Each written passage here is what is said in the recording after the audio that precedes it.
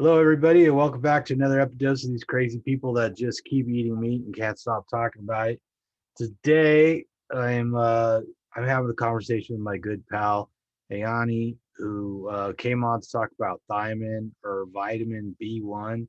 She's been doing a lot of homework and a lot of self-experimentation to sort of optimize her situation. And she's been sending me lots of great material on the subject, and I thought it'd be fitting to have her on to talk about what she's learned and what she's been up to lately. So without further ado, here's Ayani, some of you formerly known as Corina, right? So, Yes, yeah. Passport name is Corina, but all I don't right. like it so much. So how'd you get started down the thiamine road? Well, um, so yeah, I've been now carnivore for almost 2 years, and I felt something was not as good as it should be. Um, yeah, and then somehow my intuition led me to investigate thiamine. I just got kicked. Sometimes you just hear, oh, you should look into this, and then yeah, and that's intuition telling you there might be something for you in it. So I came across Elliot Overton. His videos on thiamine. He has very good videos on oxalates as well. Yeah, and well, I started investigating that and felt that I really have a lot of those symptoms that are described from thiamine deficiency. There was always that underlying fatigue. Um, you just never really feel so energetic despite eating no carbs, no sugar, and everything I was doing. Um, yeah, and I thought, yeah, probably all those years as a vegetarian, that was 19 years, and 4 years of veganism that really messed up my body and depleted it thoroughly. And that's why carnivory wasn't entirely the thing that restored my health. There was still something that I needed to do. Yeah, and then I just tried it. I ordered some thiamine online, and then the thing is, you have to take it in high doses and for a longer time. That's like 1,500 milligrams or even 1,800 milligrams. And normally they say 100 milligrams per day, and that's way not enough if you are deficient. And those are very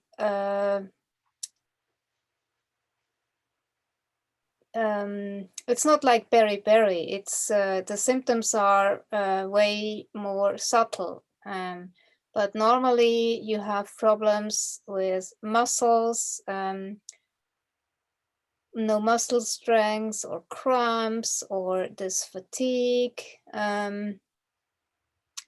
Yeah, and then also I remember that I was always pale since my um like since puberty. I used to get a tan as a girl, like really very I looked very healthy, and then when puberty started, and suddenly I was pale. I couldn't get this tan anymore for some reason, and the possibilities that hormonal shifts can actually also be a trigger, and stress can be a trigger, trauma can be a trigger. There's a lot that can lead to thiamine deficiency. It's not just what you eat, but also at the time during my puberty, I loved sugar. I ate a lot of sugar, chocolate and cookies and stuff. And I think I've been thiamine deficient for decades before I even went vegetarian and vegan. But veganism just did me in for good. So yeah. Yeah, and now I'm just experimenting with it, and I already feel a little bit better. So you started taking a high dose, and how long before you felt different? Probably a week, I would say. Like this underlying fatigue, it's a little bit less. Yeah. And for example, I don't get so tired after work anymore. And recently I just had like 6 days in a row. And usually I would get a migraine after that. And this time it was like fine. Mm. So your migraines initially improved when you went carnivore, right? And then, but they didn't go away completely, and there were still things that triggered them, right? Yes, still triggered from stress, from high histamine, from not sleeping enough. There was still a lot of triggers, mainly stress and also menstrual migraines, things like that. But definitely I used to get more migraines, and now it's not so much anymore. But my goal, of course, is to get it under control entirely. Sure, absolutely. Yeah. Yeah, and when I read about thiamine deficiency, it made so much sense. And if you read about chronic fatigue, or if you even read about mast cell activation syndrome, all the different symptoms, if you compare it to thiamine deficiency, it's very similar. It's very interesting. So possibly in many people there could be an underlying thiamine deficiency, Mm. but nobody's talking about it. Mm. Do you know, have you read much about testing? Do they do a lot of testing for thiamine deficiency? Yeah, the normal test doesn't show it properly. There is that if I would remember the name.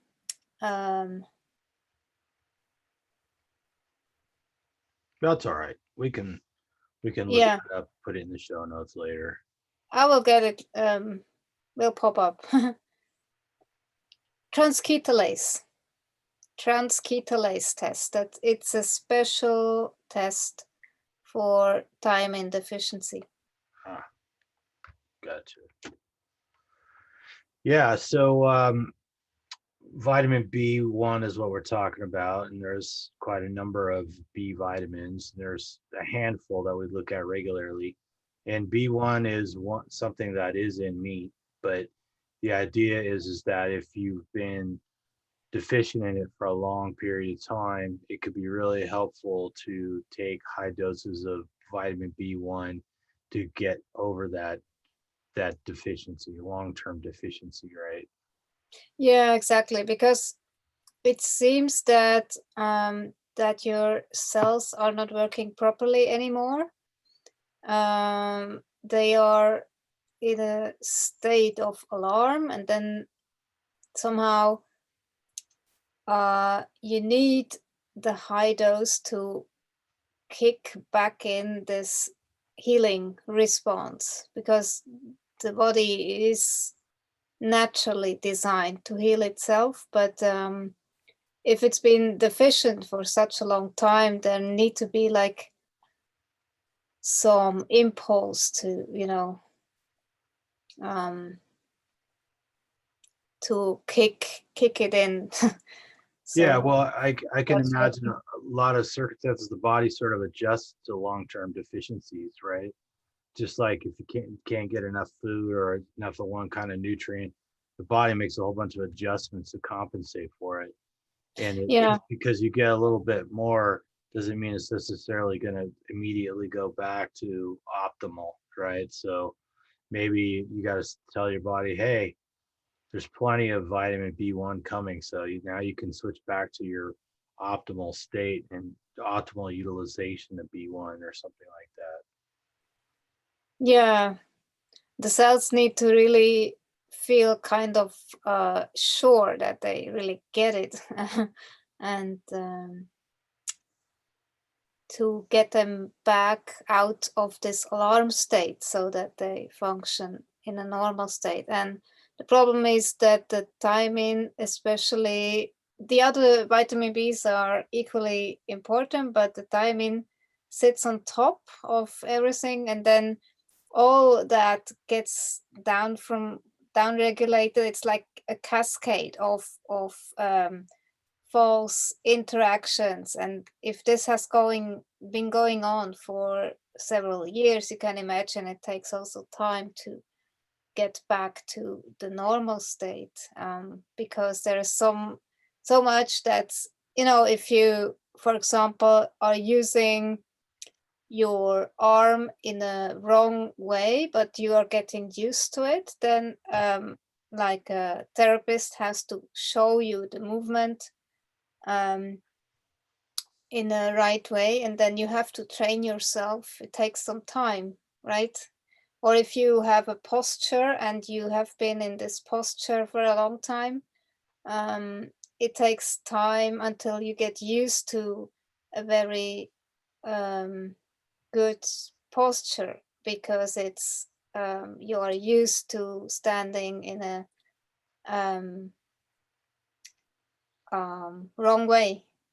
That's how your body has adjusted, and so it needs some time. That's why the high dose and for a long time. Yeah, and then there is one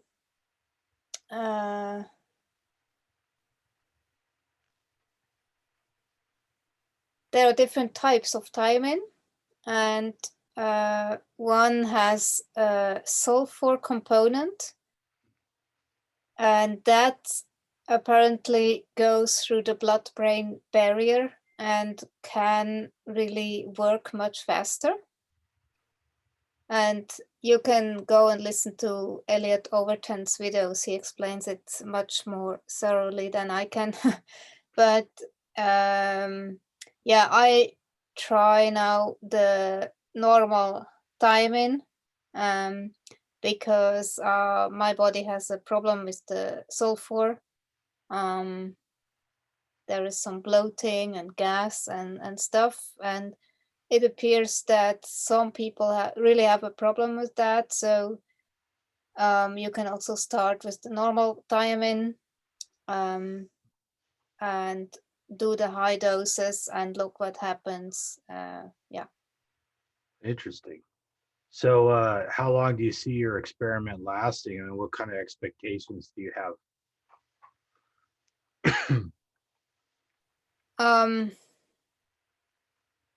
Yeah, we'll see. Because it makes so much sense to me, and also because it has been going on for such a long time. I had so many symptoms for decades. So obviously I will not stop this experiment next month already. So I will be going on for some time. So something on the order of months, probably. Several months, Yeah. possibly. Yeah. And then see what happens. Because my goal also is, I have been, since 2007, I have been exercise intolerant from the mast cell activation problems. So my body gets stressed when I exercise too much, and then I get a migraine and muscle pain, fibromyalgia-like pain, and I feel extremely exhausted. So exercise for me is not beneficial, but detrimental. And that's annoying because I used to be really into sports. I used to run marathons and do a lot of sports and be outdoors a lot and stuff. So my goal is to actually be able to really exercise as I used to without having this muscle pain and fatigue afterwards and migraines, because that really sucks. Yeah. Yeah, I hear you. Well, I hope you get recover some more. So it's Mm, been quite a journey you've been on the last couple of years yeah, recovering. So you made so much progress. I'm feel confident that you'll figure the rest of it out, though. yeah, yeah, it's my hope. Yeah. All right. Well, did Yeah. you have anything else you wanted to share? Yes, there is that book, because the the authors of it's a book called Thiamine Deficiency Disease, No. Dysautonomia and High Calorie Malnutrition. Hmm. And it's a great title because that shows you that it's actually all the carbs and the stuff that people eat that really isn't food anymore. So they don't get the nutrients and they don't get the thiamine from that. So many people are actually thiamine deficient, and but it gets diagnosed as different diseases.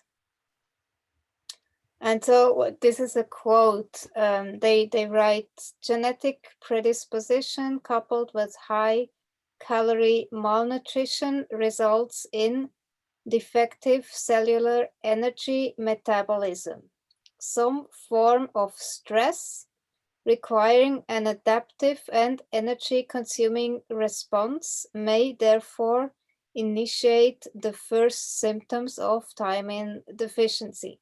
That's it in a nutshell, basically. So yeah, and really recommend to read this book. Or there is a page, Hormones Matter. That's by her name, Dr. Chandler Mars and Dr. Derek Lonesdale. They've written this book, and Hormones Matter is the website where you can look up all the things about thiamine deficiency. They also mention oxalates and thiamine deficiency in regarding to different things, also trauma and chronic fatigue and things like that. It's very interesting, this page, and it's for free. Good to know. We'll Yeah. have to make sure and put all the links in the show notes for the Mhm. book and the website. So very interesting. And Elliot Overton's work as well. So good old Elliot. He does great videos. Yeah, he does. And all the studies, and he has the information, like he's really um, well versed on this topic. Yeah, he is. Well, shall we wrap it up, or did you have more you wanted to add? Yeah, so well, I'm at the beginning of this experiment, but yeah, I just felt it's important to share for people Sure. who are not doing so well on the carnivore diet, that maybe it could be something like this. And I think whatever will improve your quality of life, it doesn't matter if it's not carnivore.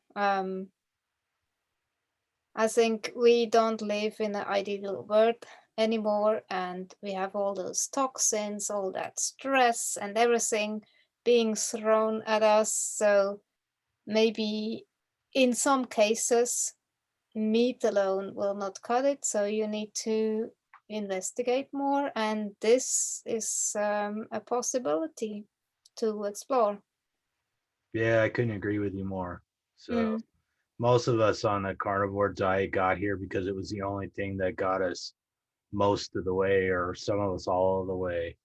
But mm, plenty of people had lots of problems, lots of physical and medical problems, we'll say. And a lot of them get better, but they still have an issue with this or that. So there's a little more to it. So I applaud everybody who's in there to work it out and figure it out. So I yeah. always love a good experiment too. Yes. Yeah, and if it doesn't work, then you can still try something else. But I must definitely say that the carnivore way of eating is still the best option for me. So I wouldn't go back to plant eating or high oxalates or carbs or anything like that. So I will keep my carnivore way of eating, but on the side, I will just also do that thiamine experiment and see what happens. Excellent. All right. So are Okay, we covered it all this time? I would say so. Yeah, well, we'll do it again when you get farther along in the experiment. We'll do another. Yeah, and then maybe Justin can also add his experience. Yeah, for sure. Yeah, we'll try and get Justin on because he's working on it too. So, Hmm. all right.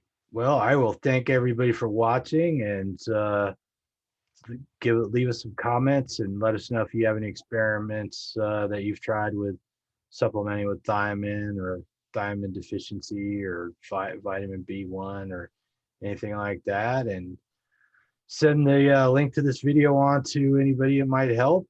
And make sure you stay subscribed. And if you haven't subscribed already, hit that subscribe button and the little bell icon and give us the old thumbs up.